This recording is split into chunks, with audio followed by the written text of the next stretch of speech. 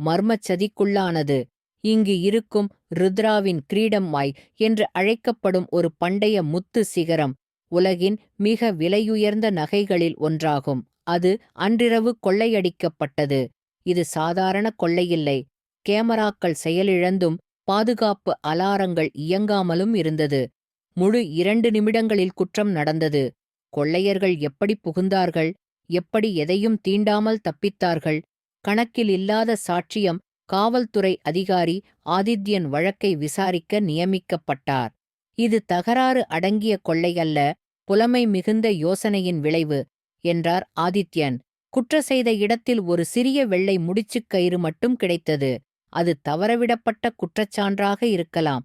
முதலாவது சந்தேக நபர் ஆதித்யனின் அணி விசாரணை மேற்கொண்டபோது நகை மாளிகையின் முக்கிய அதிகாரியான மதன் மீது சந்தேகம் எழுந்தது. மதன் 1 வருடத்துக்கு முன்பு பணியிலிருந்து நீக்கப்பட்டவராக இருந்தார்.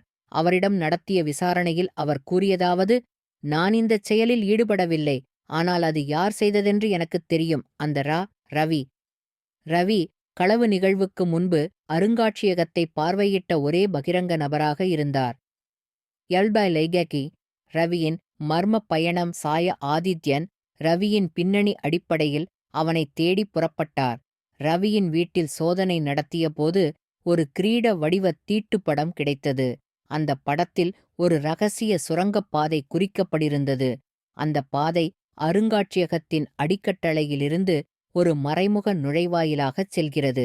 பகுதி 1 முடிவு. ஆதித்யன் மற்றும் அவரது அணி அந்த ரகசிய சுரங்கப்பாதையை ஆராயும்போது அதன் வழியில் ஒரு லேசர் பாதுகாப்பு அமைப்பு செயல்படுகிறது. அதனுள் செல்பவர்கள் எவரும் சிக்கிக் கொள்ளாமல் நடந்து சென்றிருக்கிறார்கள். அதே நேரத்தில் ஆதித்யனுக்கு ஒரு மர்மமான அழைப்பு வருகிறது. நீங்கள் தவறான வழியில் தேடுகிறீர்கள் அதிகாரி.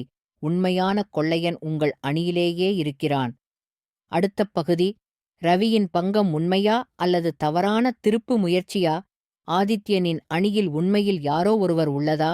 ருத்ராவின் கிரீடத்தை திரும்பப் பெற முடியுமா? விரைவில் தொடரும்.